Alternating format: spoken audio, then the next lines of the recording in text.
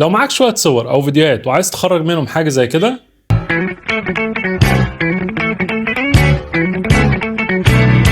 كمل الفيديو للآخر. اول حاجة هننزل برنامج اسمه كاب كات ونفتحه.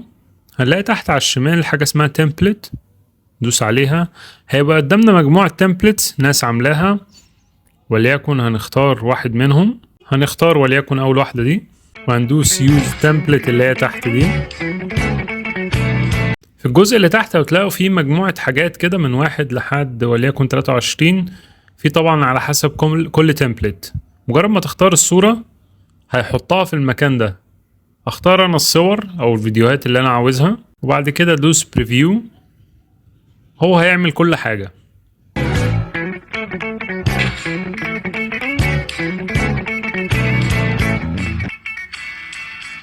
بعد كده نعمل اكسبورت ونسيف تو